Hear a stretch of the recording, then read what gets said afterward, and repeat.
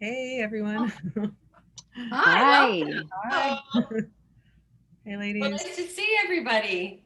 I know it's been a while. I feel like we haven't gotten together in a very long time. And I'm hoping we're getting close to the point where we can actually sit 6 feet apart from each other in the same room. That would be pretty awesome. That would be be so nice. This was the week that everything went upside down because Beth and I are at the Pacific Dental Conference today and yesterday. So we presented yesterday at the Bisco booth, and then today again separately. We have two separate presentations, but it was this time last year that it was the last event for dental, and COVID was right behind us. As we were leaving, my husband came as well to meet us out there, and we were the last ones to have the spa treatment, the last ones to leave that hotel. They shut everything down. It was like right behind us, and here it is a year later. Yeah. Here we are. It's crazy. Hard to imagine. It's gone by so quickly and so slowly at the same time. Yes, exactly. So. Yeah. That shouldn't make sense, but that makes sense. Right? Total. Like, it's crazy. We won't know how to behave when we're actually seeing each other. Be like, oh, hi. We don't know how to communicate anymore. And it's interesting if we think back about what we thought was important a year ago and what we think is important now. Yeah. Yeah.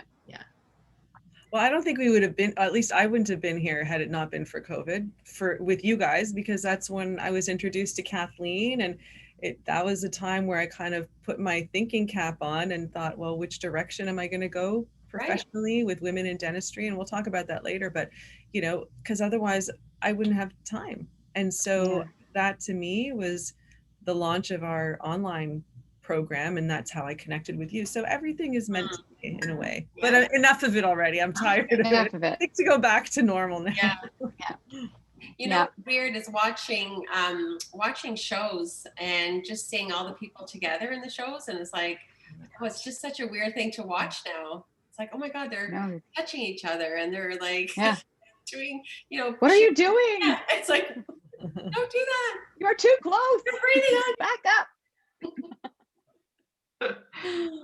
I mean, it's funny. I don't know about you guys when we're starting, but I remember years ago when you'd see people walking, you'd see the occasional person at the mall wearing a mask, and everyone would go like, that's so bizarre. It's so weird. Yeah. And now it's like, if you see someone without a mask, it's, the opposite effect. Like, why aren't they wearing a mask? They're not responsible, so it's funny how perceptions change as well. Yeah. So. My kids are now used to when you walk down the street, if someone's coming towards you, they just randomly go out and around. And before it would have been like, what's wrong with them? Like, what? I don't have something wrong with me. Now it's like you're automatically are trying to like keep that distance, and it just naturally happens. And but I think when we can all get together, we'll be like those kids in the toy room, like, oh my gosh, oh my gosh, oh my gosh. We'll be all crazy, and it's like, bouncing off all the walls just to have what we would have deemed as normality and comfort that way, because there is something to be said about actual physical touch and a hug, and having that face-to-face interaction. It's pretty very much so. Pretty remarkable. But I'm happy this has all happened during a time when we have things like Zoom, because if we didn't have Zoom, I couldn't imagine waiting for the letters from you ladies to kind of connect again in all that's happened. Yes. Well, ladies, we are right at 12 o'clock. So I'd like to thank everyone for joining us for the RDH View today. And before Kathleen introduces our guest, just a little bit of housekeeping. I know everyone's probably quite familiar with Zoom by this point, but just in case, if you want to connect with us, if you have a question, if you can just type that in to the Q&A. There is, we have a lot to talk about today. So if we don't get to your question today, Dr. Habsha has actually put, if you look at her name, that's how you can connect with her via Instagram, and then you can direct message her that way. So questions, please type them in. But again, please don't panic or don't feel like we're ignoring you if we don't get to that. So I think that's all that I need to say. Kathleen, I'm going to hand this over to you. All right, great. Well, welcome, Dr. Habsha. We're so happy to have you here with us today. And just to share a little bit about you with our viewers, Dr. Effie Habsha earned her DDS, Diploma in Prosthodontics, and Master of Science degrees from the University of Toronto. She is an adjunct assistant professor at the Department of Dentistry at the University of Rochester Medical Center and instructs both at the undergraduate and graduate level in prosthodontics at U of T. She is also the founder of Women in Dentistry Work-Life Balance, maintains a private practice limited to prosthodontics in Toronto, and lectures nationally and internationally. Wow, that's pretty impressive right there. Congratulations on your success. And I'm excited to talk about today, or to talk about the work-life balance and about your whole program that you have going, and just to dive into some of the things that we're excited to talk about with you today. And we did want to thank Creston Oral-B for sponsoring today's session. So, and there's just a special call out to Robin Shields, who it happens to be her birthday today. Happy birthday, Robin! Happy birthday! Yeah, Robin's so awesome, and I know that you've dealt with Robin. We have been with Robin since the beginning. So it's been 12 years now for RDHU, and without their support, we wouldn't even be here. I don't think they really helped us get this out to our members and helped us, construct and create RDHU. So anyhow, just to get us started on this conversation, I just thought we could start with you just telling us a little bit about you, Dr. Habsha, and your practice, your family, and what got you into dentistry. Yeah, I mean, that's how long do we have? First of all, I want to thank you guys for having me. It's the introduction to you and your team has been tremendous, and I do appreciate it. And I'm looking forward to our conversation today, to have this conversation. In a nutshell, as you mentioned, I'm a Toronto girl. I went to school at U of T. I knew I wanted to get into the health sciences, and it was between dentistry and medicine. And back then I thought, well, with dentistry, you're just in and out, you do your 4 years and then you're out to practice. And medicine was a bit of a longer road. So I thought, I also liked working with my hands. I was a little bit creative and artistic. So I thought dentistry was the way to go. But despite the fact that I could have graduated and been done at 4 years, I pursued my specialty training in prosthodontics and my Master of Science degree because I just fell in love with the discipline of pros in dental school. I was mentored by Professor George Zarb, who was my prof in undergrad. I worked for him as a summer student, and that just happened by chance that I got a job with him. And then the rest is history. So I think for me, the common thread in my life has been relationships, just, meeting the right people, connecting. I'm very much a people person. And really, that's how I ended up with you guys here, is connecting with Robin. And then she connected me with Kathleen. And, I think that's the beauty of the human experience, just connecting with people. And that translates to every part of my life. So I don't want to ramble, but I can tell you more about, my family. And yeah, in a nutshell, work is, as I said, I'm a prosthodontist. I work in Midtown Toronto. So for those of you who are not watching from Toronto, we're at the Young Eglinton Center, and I'm part of a multidisciplinary team. And I'm in my office right now, and sorry, my scrubs are still on, but I have to run between patients. But part of a large multidisciplinary team, which I'm really proud of, with amazing hygienists as well. And I think hopefully we'll have a chance to meet one of them today. So professionally, I'm thrilled with where I am. It's just a really great place to work. Nice. Well, thank you very much for the background. I'm actually interested also so with women in dentistry, what was it that, how did that come to be? What was it that made you think of it, create it? What's the story there? Sure. I mean, I get that asked all the time. And really, for me, it was a way to, quite honestly, to connect with my female referrals. So having graduated from U of T, I was one of the first, if not the first, prosthodontist in the Greater Toronto area, female prosthodontist. And, I had amazing male mentors. Obviously, I still do. And I value those relationships because I couldn't be here without that mentorship. But I thought that, I have a little bit of a different edge to offer that maybe my male counterparts don't. Women feel comfortable working with women. So I thought, let me start a club or a study group for women in dentistry for me to connect with my female referrals. And it was purely academic. It was in our training facility in our office. We have 9,000 or 8,000 square feet here, and part of our office is an education center. So we decided to have an evening where I gave a lecture. I invited, as many people as I could fit into our education center, which was around 50. And within minutes, like, people just responded, yes, they wanted that connection with other women. And that was in 2010. So we're coming on to 11 years. And I can tell you that from our very first meeting, the energy was palpable in the room because it was a different feeling. It was any other lecture that I would give to a male crowd, but the difference was that the audience was all female, which lent itself to like a feeling of more comfort with particularly the younger grads that had, didn't feel intimidated in asking questions. It led to organic conversations between the guests, between the attendees, because they would say, oh, you just had a baby. How did you deal with mat leave? And, all the topics that relate to women. I have 4 children. And the reason I started Women in Dentistry 10 years after I practiced was because my youngest was finally, past the diaper stage, and I had the time to devote to something other than just clinical. So since then, it's really evolved into something way bigger than me, because it was just meant to be, a way for me to connect with my referrals. But then it's just grown beyond that because of the organic growth of the group, because it resonated with so many.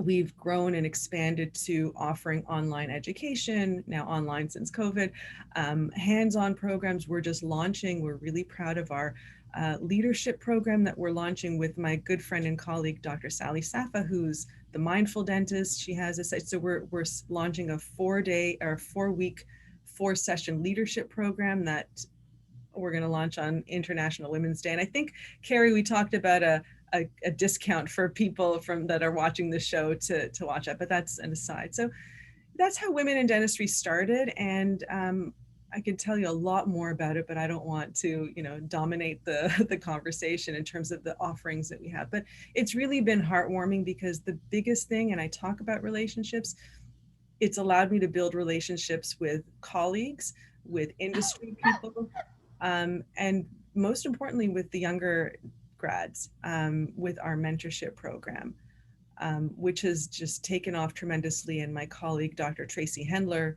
is in charge of that mentorship program. We've got women from all over the world that we connect mentors and mentees with. And again, it's just a way to give back. We don't charge for it. It's a way to connect people that don't have a role model, don't have a woman as a role model. And that's the role that we like to take in our organization. Wow, so important. Sounds wonderful. Absolutely. So, yeah. So as far as your daily practice goes, tell us about your day. What does a day look like for you?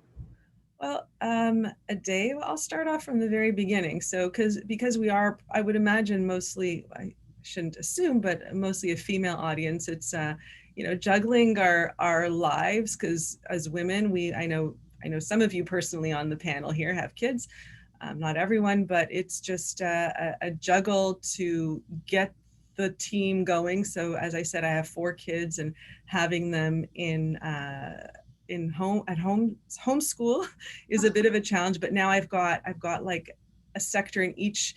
I have an elementary school or middle school, and then I have high school kids, and I have 1 university. So everyone has a different schedule. The boys are every other day, half a day, and then my youngest is at school every day, and the oldest is in university. So trying to keep track of carpool. And I don't know, anyone out there, raise your hand if you've screwed up carpool sessions. I remember. So that's like struggle number 1. The struggle is real. I remember once I was at a conference in Chicago, and Chicago is Central Time, and I'm lying in bed just waking up, and the phone rings. I'm like, oh my God, I forgot to tell carpool that I wasn't in town. So, that was like, I'm like, I'm so sorry. So that's struggle number one, getting my kids out the door, and driving my son to school, and then coming to the office. So, we start off, as I said, we're a large multidisciplinary practice. Thankfully, we've been, touch wood, quite busy, even busier now during COVID, and we can talk about that after. But we start off with a team huddle, not every day. That's my intention, but sometimes I just get sucked into the vortex when I come into the office. So I start off with a team huddle with my team. I work with 2 dental assistants at all times. I can't work with only one. And with that, we have our hygienist team as well. So they're not part of the huddle, but we kind of know, where I have to navigate throughout the day. And my girls tell me which operatory to go and who to see. And it's a very busy but organized busy that we have, because we've really incorporated measures in our practice to help everyone in the team be successful, so that my hygienist is super successful because I know when she needs me. We also have, we have a couple of hygienists. One of them is a restorative hygienist. So she's thrilled to do restorations, restorative work. That's really elevated her game and makes her feel like, she's doing a lot more. So hopefully she'll get a chance to log in. So typical, yeah, I mean, a typical day. Sorry? I was going to say, can I interrupt for a moment? Please, I'm just curious to ask you, like with your morning huddle, what does that look like? Because I know some people, they can have successful morning huddles where others are not so successful. So how long are yours, and what are the key things that you would look at to set yourself up for a successful day? Very good question. So our morning huddle, I have my two right-hand girls come in with me. So they come to my office and we give no more than 10 minutes, if that. But they have the day sheet in front of them. They both have their day sheets, and they've coordinated in advance of coming to me who does what. So the nature of our practice may involve, because I take diagnostic records and we're using digital scans and we're taking photographs. So we have a couple of columns. We have my 2 patient columns, then we have my assistants columns that patients may come in and they'll see the assistants first. So it's basically a way, and I don't need to get into the details of my practice because it'll differ from your practice, but it's a way for us to see who's doing what, when, and first, and organizing that workflow. Because I'll tell you, when we don't have that huddle, it's a bit of it gets a bit disorganized for me, because and I think that's super key, to start off on the right foot, and then you're going to set yourself up for success. Because I know Lily will be dealing with this patient, Elizabeth will be working here, I need to go here and there, the hygienist, so as I mentioned, for Rifa, our restorative hygienist, if she needs to do a restoration, I need to make sure that I'm on time for her with my preparation, so that it doesn't throw off her day for doing the restorative work. So it's a lot of back end planning on the part of our staff and our admin team to know how to book things. So I'll book typically 1 unit for preparation, and then Rifa whatever amount of time she needs after that for restoration. So it's, I can't do what I do without my team. When they're not there, I'm if one person is absent, I'm lost. So we've developed this workflow that works really well in our practice. So as far as when you're in that workflow and you come into a room, do you have like a standard sort of handoff idea that you could share with us, that when you're walking in to have a reevaluation of one of your patients, what do you like to hear from your dental hygienist, or what kind of communication way happens? Yeah, so I love working with our hygienists. We have Falamek and Rifa, because they know what we like, and I know what they like. So we work really well together. Typically I'll see them, obviously the patient, at the end of the appointment, after the hygienist has had an opportunity to see the patient. We'll take radiographs. I'll typically review them in advance, or she'll ask me, obviously, before. And I think the patients really like to see that we're communicating. I mean, we do it naturally, but it sort of reinforces, like one reinforces the other, and it's not scripted. It's just, if you tell the truth and you're not you're presenting or you're discussing a treatment that's actually needed, then the patient overhears that and they go, oh, okay, so the hygienist was, telling me the right thing and the doctor knows what she's talking about. So it's that synergy. So I think having, I'll walk in, a typical kind of recall evaluation is I think what you're referring to. And, I'll just say, how's everything going? I'll just speak with the, say hi to the patient, but then the hygienist will tell me what her findings were.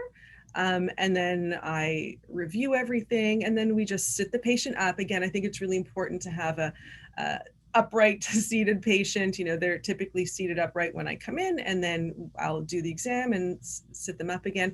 And then the three of us will have a conversation. So the hygienist is a super integral part of that team, because I can't do it without her. And I think that reinforces the message to the patient, whether it's oral hygiene practice. And, I'll make the recommendation if RIFA hasn't already made it regarding a particular oral hygiene, tool or regimen or preventive protocol that we want. And it's really collaborative. And I think patients really appreciate that. They feel heard. So what are some of the tips you can give us to help bring that synergy to our team? Because I feel like a lot of teams are lacking that. And it sounds like you have a really good secret sauce, and what works for your practice might not work for someone else. But do you have any tips or tricks to help us improve our synergy or ways to look at things? Yeah, absolutely. If I go back to the theme of relationships, I didn't think of that before. I told you I don't like to script anything, but when I think of relationships, I think the key to our success is mutual respect with one another. So I don't look at we're, as far as I'm concerned, and the philosophy in our practice is that we're all equal. Just because I have, the dentist hat, it doesn't make me more important than my team, because we're all interconnected. And so I think the first thing starts with respect. So if you're working in a place that you don't feel respected, get out, because you can't teach someone to be nice or kind or, So with me, we respect one another. I value their opinions. I look to them for, what do you think this patient needs in terms of preventive? Because you guys are really, knowledgeable in that realm that I may not be so much. So I really rely on that guidance, and just being honest and truthful with the treatment. So I think just, listening to one another. You have to have the team member who's also as motivated as you are. So I think you can tell I'm quite a motivated person. I'm passionate about what I do. I'm constantly reading and learning and striving and watching webinars, maybe a little bit too much. And when we talk about balance, we can talk about that. But I'm relying on my staff to do the same. So I'm not relying, I'm expecting them to do the same. That if you work at PA, you're going to be that type of person too. So my hygienists are taking courses, are educating themselves, are booking lunch and learns. My team, we're very big on communication and continuing education. So whenever, we take our staff to Chicago, not all of them, but we've taken a big group. But the deal is, it's not a shopping trip. You do that too. There's time for that as well. But every lecture you go, you're taking notes. And when they come back, they have to present to the staff that didn't go. And it's a really great way to motivate and elevate the staff as well, because we're listening to them. They're giving us a lecture. It's not an intimidating thing. They really like giving that. So we'll book our lunch break, and whoever is speaking for that day, the staff members. So it's just about empowering each other and learning from one another. And as I said, kind of having lunch and learns, where sometimes industry will tell you stuff that you're not so familiar with as well. So I know you mentioned Robin, and this is, and of Crescent Oral B, and this isn't a shameless plug for them, but the truth is that when we start talking about, preventive regimens, I'm just a dentist. I forget fluoride, and I did that in first year dental school, but it's really good to get that refresher and to go, oh, I understand now what differentiates one toothpaste from the other, why it's important to have a power brush, all that sort of stuff really helps the entire team. So that I would strongly recommend that. I think relationships, mutual respect, and education are the three, elements of the secret sauce. And I feel like Absolutely. one thing that I really love that you said is that it was about the whole team approach, because you need your whole team to have the same information. They can go into detail in different ways given their background, but Patients Sure. are going to ask you a question, they're going to ask your dental assistant a question, they're going to ask your front desk a question, and everybody has to understand that same philosophy and feel as a team player, because then they're willing to go that extra mile. And patients and clients totally know the difference between people that like working together and people that don't. And Yeah. you know, it's a great way to build your practice, to get that retention, and to truly enjoy it, because the truth of it is we're with our people we work with usually more than our spouses. So if you don't like going to work, if that is an imbalance in your life, you need to figure out a way to balance it out. And I really loved having you on here because you can highlight that there are great practices. We always hear about some of the negative Nancy's, but there are some phenomenal bosses and organizations to work for. And if you don't have a right fit, maybe it's a time to start to look. It's not an easy transition, but you know, please don't send me some hate mail over this, but there are some really great employers and opportunities out there for you. Yeah, I mean, it's surprising to me, and it's sad for me to hear, because I mean, just through my conversations with some of you ladies and others, that there are toxic workplace environments there. I mean, I only know my own bubble, which is here, because I've been here from infancy. Like I was here when it was when I fresh out of grad school, when it was a one-man show and a 2,000 square foot office that, you know, hey, there's Riva, a 2,000 square foot office that was, you know, just me and one other doctor. And where was I going with this? I was going with the fact that I only know what a positive work environment is. I don't know from anything else. So to hear other, you know, workplaces that are less than that, and some of the assistants that come and have worked for us now, they'll tell me stories that my jaw drops. I had one woman tell me that her boss threw a shoe at her. Like, who does that? I think that's very extreme, but you know, to my point of, if you're not happy where you are, and Carrie, yeah, we spend a lot of time with the people we work with, then maybe it's time to transition. There are good places out there. Absolutely. welcome. Hi, Rifa. There's Rita. There. Sorry, I'm a few minutes late. No, Yeah, thanks for joining. Happy to be here. I have a little mask face happening. Oh yeah, we can all Yeah. sympathize with that. Absolutely. Hey, Reef. Hi. So Riva, how do you So like working in this extremely awesome practice that you are a part Well, I have to tell you, in my almost 32 years, I definitely think that I have been climbing the ladder and I finally reached the pinnacle. That's for sure. Oh, that's so nice. Wonderful, not just from an environmental perspective, but from the mentors that I have everywhere I turn. It's a dream come true. It sounds like you have a really great culture. Like I think that's the biggest takeaway that I'm getting. It's that culture. You all have a wonderful respect for each other. You empower each other. You listen to each other, and that's really golden and key to having a successful practice, right? You want to encourage each other, and so kudos to you and to both of you and to your practice for what you do. Yeah, Yeah, absolutely. Bottom line. And Rifa, while you before you got here, we got a lot of insight as far as how the office operates, and from Dr. Habsha's perspective, where that synergy comes in. But I would be interested, from your perspective, what do you think has been kind of the secret sauce to create that synergy your office obviously has? Yeah, you know, it really is a unique thing. It's not something that you see everywhere. And I've been in many an office, and I've done some ortho, and I still do perio, and you really don't see it the same way. We have a tag team that happens.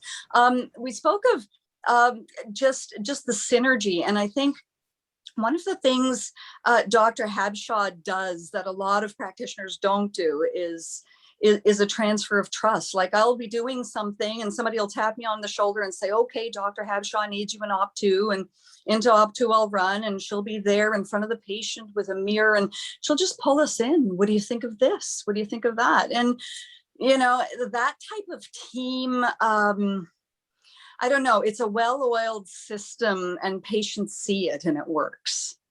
Wow. You do, and I think that is everyone's gifts and expertise.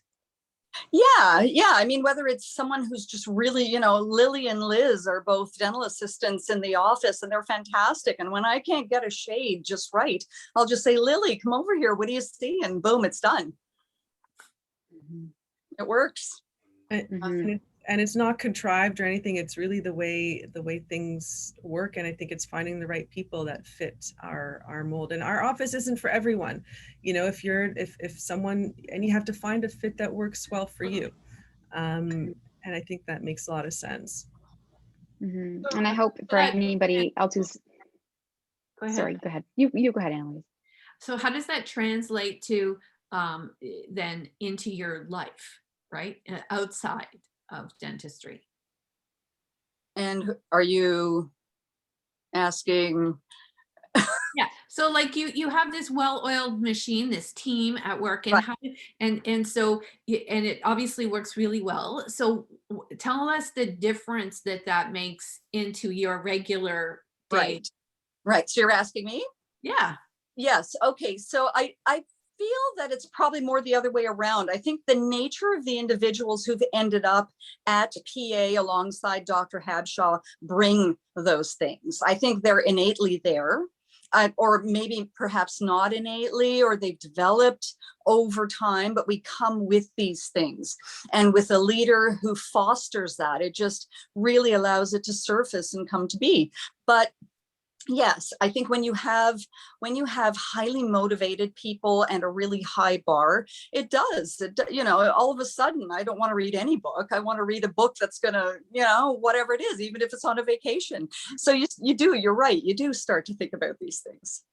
If I can add something to this conversation for those people watching, hygienists watching, I think it would be, and forgive me if I'm overstepping, ladies, to ask Rifa the question, but I think maybe some people might want to hear about her experience as a restorative hygienist, and how that came to fruition, because it may be something that maybe some viewers are thinking about, but not, haven't decided to do it, or some that were considering it. Maybe we can listen to Rifa's story, because she only got this designation not that long ago. So perhaps you can share that, if I may. Wonderful idea.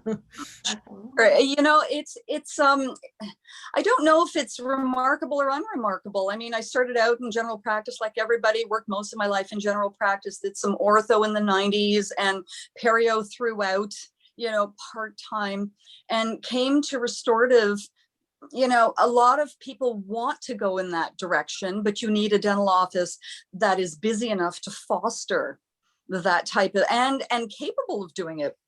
The flow in the office has to really be conducive to that. And if your office cannot schedule well, this type of tandem work where Dr. Habsha does the local anesthetic and the prep, and then we come in and the corroboration from the front desk, it has to happen as a team. And in offices, I've done it before coming here, and it really, it doesn't work as well if everyone is not on board. There is a lot of layering for that to be successful. Now, restorative is wonderful. For me, I that's where I'm happiest. I'm just happy doing it because it's fun. It allows the science base and the creative artistic base to come together. And, in general practice, you would see a restoration on the front tooth, maybe a class 2 on a posterior, and great, that's fun. But with Dr. Habsha, you're looking at reconstructions. You're looking at, these are big cases, and so, it isn't just, it isn't just, the mechanics of it, and it isn't just the aesthetics of it. There's a huge emotional component for these patients. So for me, I love it.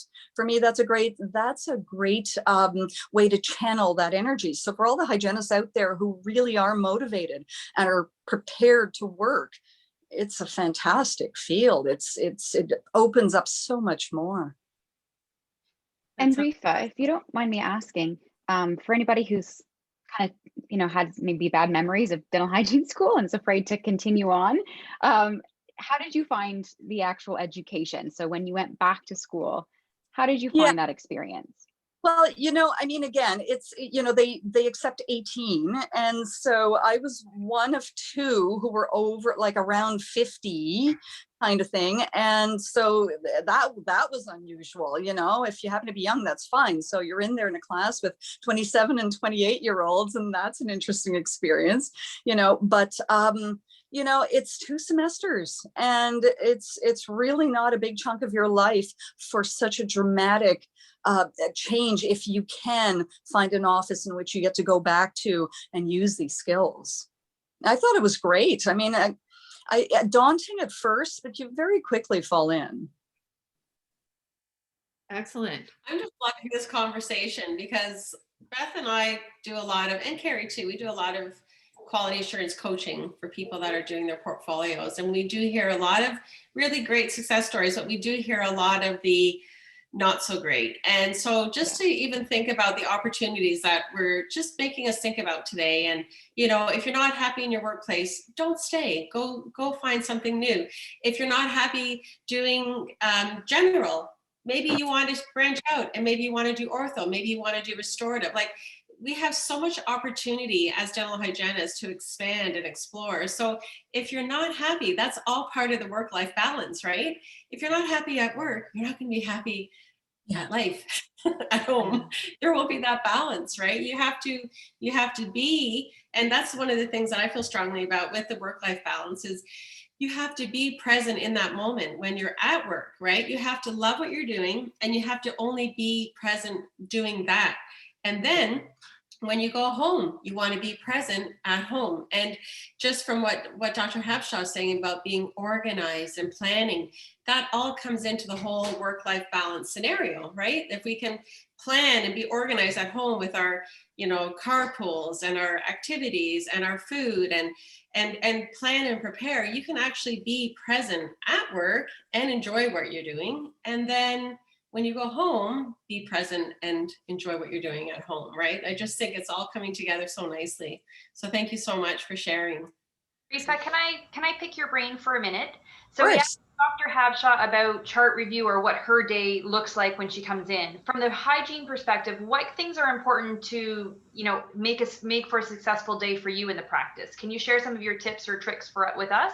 Well, number one is something I touched on before. The schedule flow is paramount. Things just have to be scheduled properly. And I'm a talker. I like to talk to my patients. I like to get to know them. There's a medical history and a dental history, but that social history is really important for them. They need to know that we're listening, and hearing them and listening to them are two different things, the latter being active. And I believe being an active listener means just not talking and letting them share with us, whatever that means. It's the fast track to treating them the way that they want to be treated. So the schedule, number one, that just has to be booked well, and with a little bit of room for someone being late, or someone having it, these days with COVID, the temperature and the pulse ox and everything else, I think that's number one. I think just coming in and being organized. The night before, I am writing up exactly what it is I'm encountering the next day. What restorations am I doing? If I have X number of hygiene or perio treatments, well, I'm going to review that patient's information, write stuff down. I come in ready to go. Everything is sterilized, and I don't have to think about it. I want to think of as few things as possible that are peripheral to my patient. That's huge. That's some great tips. That's perfect, because planning the night before is so important, whether it's for your home or your workplace. So that's awesome. Do you do that? So do you do that after you finish work, and then you spend half an hour, go through your charts for the next day and plan what that looks like? Yeah. I write up the charts, all the loose ends that I've scribbled on bits and pieces of paper, and I'm known for having bits and pieces of paper with all kinds of scribbles, but it keeps me organized, and Post-its, and you write up all of these things. And by the end of that, you don't really have a whole lot of energy for anything else. And then you go and you get yourself a decaf coffee, and you sit down and happily go through those charts, because it really pays off the next day. It would make it easier to come into work, because then you don't have this chaos. You at least know get into work. Despite that we all maybe had excitement happening, and hopefully we didn't carpool that morning on our way to work, but we are ready to go. So I really appreciate you sharing those tips, because it's smoothie. Smoothies are a gift, you know, when you're running and somebody's late, throw some protein powder in there and some spinach and berries. You feel like you can't get hungry, or we get grumpy, and that's not good. Get hangry. You actually apply the process of care to your whole day. I do. And I think that that is worth pointing out. So you've assessed the night before what's going to happen. You're mentally treatment planning. You know where you're going to go. This is excellent for people to think of. You know, while we've been trained to think this way, we can think of using that training in a bigger scope. Yes, and if a surprise pops up just inadvertently, and we know they do, then it's not such a wrench in the whole mechanics of things. Okay, we can, if you can adjust, that's when you're able to adjust because you're organized.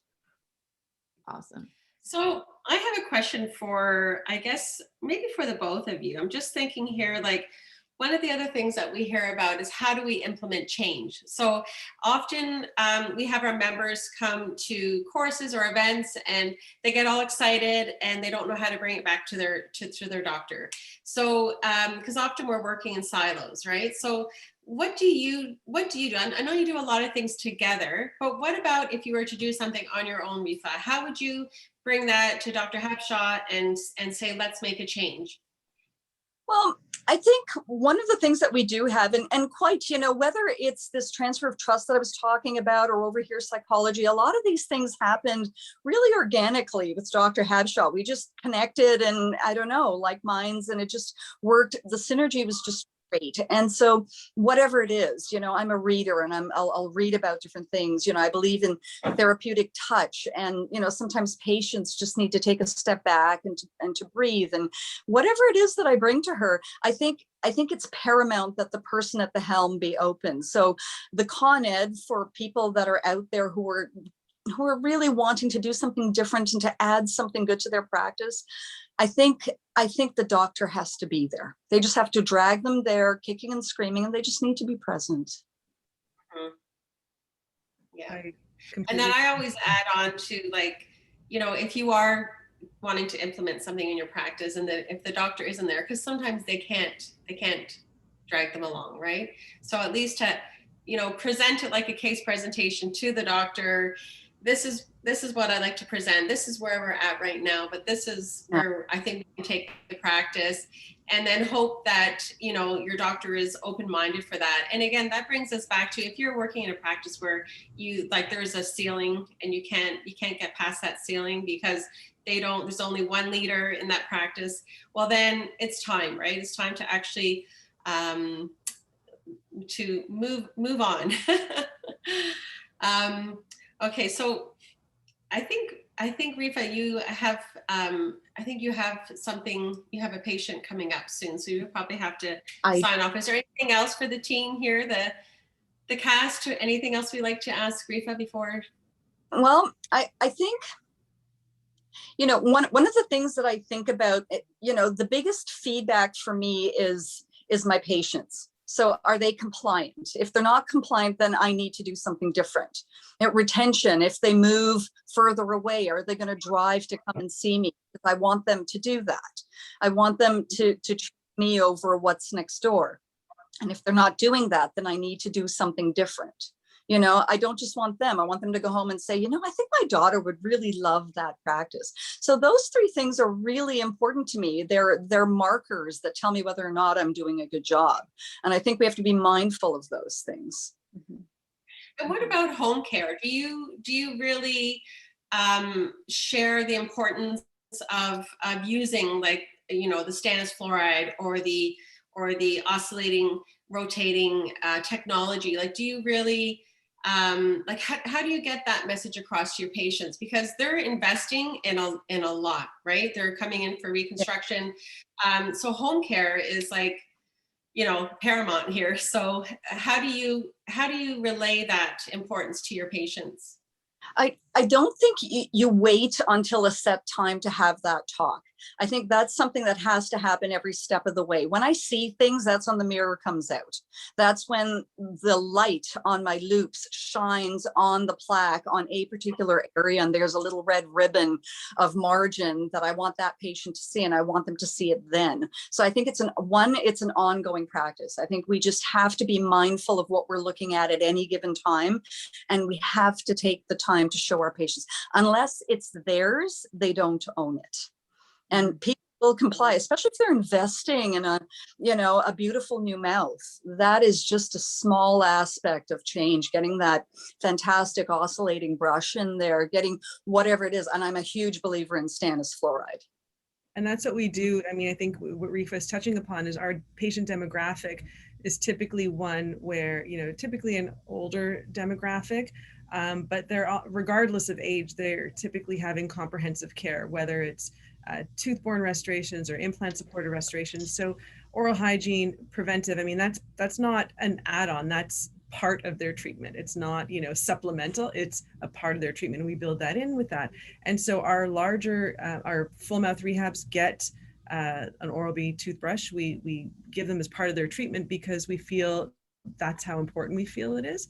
And then the appropriate regimen for that patient, whether it be, toothpaste or rinses or additional tools or aids, particularly for implant patients, that's all interwoven as part of the treatment. So it's not like I hand that off to Rifa and she just does that, or to Falamak or other hygienists. I speak to the patient about it, and then she continues with that because it's organic and it's the truth, and you can't fake the truth. So that's a very important aspect, because we know without proper hygiene and maintenance, everything falls apart. So I think that's essential to understand. Yeah. And follow up, we have to ask them, really force them to come out and say, yes, I have been using X, Y, and Z, and follow up on when and how, and write it down and ask them again next time. They need to know we're watching. Yeah. Right. Rifa, I want to thank you on behalf of our cast for joining us as our guest appearance. I know you have a patient, so the hygienist in me is panicking because you have 3 minutes to get to the chair. So we don't want to keep you late. If anyone else is watching the show and having a panic attack, I am. So if you want to reach out to her, you can carry on that conversation. But we really appreciate you spending your break, your lunch with us today. Yes. Absolutely. Thank you so much. And thank you for Have having a smoothie before we Bye-bye. start. me. Thank you. Bye, Bye, Rifa. Rifa. Thanks. Bye-bye. So, Dr. Habsha, there were Yeah. a few questions that came in actually, and one of them was, did I lose them? No, they're in the chat box. Sorry. One of them was, do all your hygienists recommend the same kind of home care routines like electric toothbrush and stannous, or do they have a different flavor? Yeah, I mean, I think every patient presents with different challenges, and depending on what their challenges or what their needs are, we prescribe it. But as a general practice philosophy, using an electric toothbrush is what we recommend. Maybe we can disconnect. Let's just see. Yeah, you can just sign her out because I think she's still on, or mute her. Hold on. So so it depends on the patient. So it's not like a one size fits all, but certainly the recommendation of, depending on the patient's needs, particularly with implant patients, the brushes that we use, certain electric toothbrushes, I believe it's the Oral-B Genius that has the smaller brushes that are conducive to cleaning underneath implant-based restoration. So all of that, and that we know as a prosthodontic practice, we get all the referrals for peri-implantitis. We have 3 periodontists on staff as well. So we know the negative effects of plaque and poor hygiene on potential to cause, mucositis or around implants, peri-implantitis, leading to that. And we know what we can do to avoid it is mechanical and chemical treatment around implants. So using stannous fluoride, because it gets in subgingivally, it attacks the bugs that kill, that cause gingivitis, as well as being anti-cariogenic, but also having that mechanical cleaning ability with our electric toothbrushes. And again, this was a refresher and a reminder for me, when I, as part of our ongoing staff lunch and learns or staff developments. And for those of you watching, you should get a refresher on that. Just like we do CPR, like see what's latest and greatest with oral hygiene. So yeah, it's an integral part. So to answer the question, we all speak the same language, but we cater the preventive and maintenance needs to the particular patient. Absolutely. That's great. Yeah. It's wonderful that you support like your hygiene department so thoroughly, because that's not, you know, the case for everyone. Yeah. And it certainly is an integral part that we try to play in our patients' lives to change their oral habits, change and give them the right tools that, you know, speak to them so that they can be effective.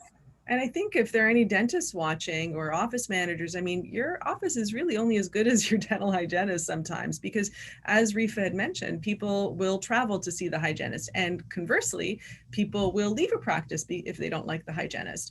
So I think it's really, and we recognize that with any one of our team members. It's not only the hygienist, it's every team. They'll leave if there's a bad doctor, a bad admin person. You know, I've left doctor's offices personally for my personal use if there is a rude receptionist. I don't need to deal with that. And I find that, you know, it starts from the patient experience, and I'm very big on the patient experience, just from the moment they first interact. Notice I didn't mention when they step into the office, because now a lot of interaction happens prior to entering the office, especially during COVID. So it's from the moment that patient makes that first contact, electronic contact with the patient. That means your website, my Instagram, all of that. I'm getting a lot more patients from Instagram. You know, you need to have a certain level of professionalism and a consistent message. And so that carries through. Our admin team has to be on par, and number one, be knowledgeable. So we've had staff, again, we're at the sweet spot now with staff because we've had 20 years of experience. So, you know, having the staff that's well versed at the front desk that can answer questions to patients, having people that are courteous, that are, you know, effective in booking proper appointments, so on and so forth, having assistants that are, you know, carry that same message forward. It's not just our hygienists, it's our assistants. The whole team has to be playing the same way, and doing things as a team makes our team successful. And in turn, if we're successful, then our patients come back, and it's a cycle. So, you know, it's like, if you do well, your patients will come back, you'll profit, you'll do better, and it goes on and on and on.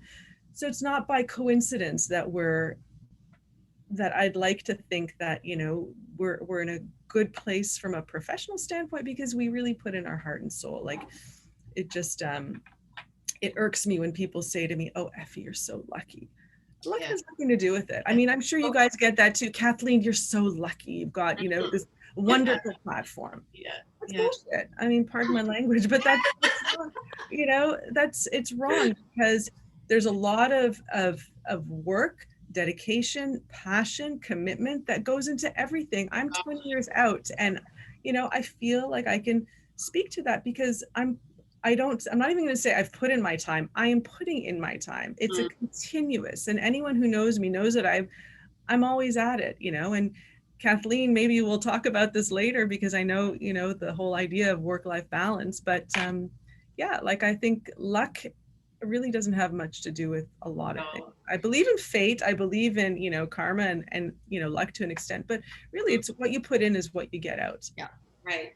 So, and I think, staying on track, you know, not letting things take you off track, because we can get knocked down, and then, you know, it depends on how long you're going to stay knocked down. You have to get yourself back up, and you got to keep going, right? And keeping that positive mindset. I'm a big believer in, you know, in the universe, and putting good things out there, and that it comes back to you. But that reminds me, am I frozen here? No. Can you hear? Okay. Yeah, exactly. I mean, yes, jumping back on, am I frozen, or because it's saying that? Okay. It's just funny enough, you mentioned that, my editorial. So I mentioned at the beginning of the lecture, or at the beginning of our conversation, that one of the things that we have in Women in Dentistry is our journal called, you know, part of Palmieri Media. I have 2 issues a year that's dedicated to women in dentistry, and let me see if I've got like hundreds of issues here because I was supposed to give them out at the last live symposium. But our next one, which is going to be, it's actually, I'm just doing the final proofing with the publisher. My editorial, the topic or the title of my editorial is the one constant in life. So I'll give you viewers a sneak preview into my editorial, but really I talk about that the only constant in life is change. And I think it's evident in the past year, how everything as we knew it has flipped up on its head and out the door, right? So those who will survive will be the ones that are not resistant to change. Like, I'm sad about the pandemic, like who isn't? But you know what? I had my week of sadness of going, oh my God, I have to cancel our 10-year anniversary symposium, all of that, you know, like we all have suffered. But then I said, okay, now what? So then that's where we launched into our online education. That's where that's where I met Rob, and that's where I met Kathleen. That's where we, you know, the constant in life, and that's how I live my life. The only constant in life is change. And if you know, you have to embrace it, whether it's a change at home, whether it's a change in your job, whether you're unhappy in your life, you know, working in a particular office, change is not a bad thing. Change is not a bad thing. And it can't be like, why is this always happening to me? No. Because this have a victim mentality. World. You cannot have a victim mentality. You know, no. I say to myself, you know what? Yeah, the pandemic sucks. We all are unhappy with it. But thank goodness my children are safe. Thank goodness I have a great place to go to work. And by the way, I'm really happy as a dentist that we can't work from home. So I'm out of there. Like, as much as I love my kids, I don't want to be home every day because I'm a little bit hyperactive. So, you know, so you just have to look at the blessings and the positive, and that's how I live my life. Just, you know, very grateful, having a lot of gratitude for everything, not being afraid of hard work, embracing it actually, and maybe sometimes being a little bit off kilter when it comes to work-life balance. But that's a whole other story. But well, Dr. Habsha, I think we're all so impressed with just everything that you've accomplished, everything you've done to just really to change the industry. So I'm so happy that you've been here today. We're kind of nearing the end, and I just have one last thing I want to ask you. So one of my mottos in life has been, we all have the same number of hours as Beyonce. And I think I might start saying, we all have the same number of hours as Dr. Habsha moving forward. Okay, that's my new motto. But can you just enlighten us a little bit? How do you have any last tips you can give us for achieving that work-life balance to the level that you've done? Yeah, let me start off by saying that I don't think I've achieved it. I think it's a little bit of a farce, work-life balance. I don't think anyone has it. If you're sitting there going, oh my God, she has it all together. No, I mean, there are periods of time that I'm more work inclined in my life, and even in a given week, you know, I think we as women just beat ourselves up all the time. Like, oh, I can't be the perfect mom, and I can't be the perfect boss, and I can't be and I am so, I confess, I'm so guilty of that. And I think that, you know, you may find in your life, you may find in your life that sometimes you're more invested in work. And I can tell you now, yeah, I'm probably more invested in work because my kids are okay. They're a little bit older, and I didn't do anything sort of extracurricular until my son, my youngest, was, you know, in school. And so I think that, you know, if you're watching me and you're going, oh, I want to do this, and everything comes for me in due course. You know, for me, things have always developed organically, and being passionate and true to myself about what makes me tick is what gives me the energy to do what I'm doing. So right now, today, at this point in my life is not balanced. Hands down, I'm spending more time working because I've got a number of hats that I'm wearing, you know, be it my clinical practice, my publishing thing, my, you know, webinars that I'm doing. I'm involved with the American Prosthodontics. So it doesn't matter what the things are, but I'm doing a lot more work, but that's okay. Because that balance, it's a balance. It'll kind of vary, go on and off, and don't beat yourself up if you're not getting what you think is perfect. I want to add one thing, because you're saying that you don't have work-life balance right now. But if you think about it, if right now you're heavy in work, that's just the percentage of it. But at least if you're at home for that balance, or you're doing something for yourself, you're doing Absolutely. fitness, you're eating well, Absolutely. you're communicating with your family, you know their schedule, you're spending time. It doesn't matter. It doesn't have to be 50-50. It can be 80-20. I but think you hit the nail on the head. Yeah. but you're We're not looking for 50-50. right. 100%, you know, so I did get a Peloton. I did get a puppy. So I have There you the 3 go. puppies, cool puppy Peloton, you know, and so you're right. Yeah. Having that organization, you know, taking time for me, whether it's calling a friend or going for walks or spending time with the kids, you know, of course, that's what sustains me. That's what nourishes me. So I think I'm glad you brought that up, because I don't want people to think that's all I do. Maybe more time is spent on that, but I certainly have the wherewithal to kind of ground myself with the people around me. And again, for me, it's all about relationships. And that's what I miss most about Right. you know, this situation. So did we answer all the questions? I just see that one question that came in. I feel like we should can we just answer it quick? We have in 2 minutes. I think we've answered. We answered them all. Just one hygienist disagrees with the practice philosophy. You answer that? Yes. Maybe my dog was barking at that moment, and I went into freeze mode. You can bring that up, Kath. I had just sent a private message, but you can. But maybe you have a good answer for that. Maybe you want to. Oh, is there controversy? I didn't hear.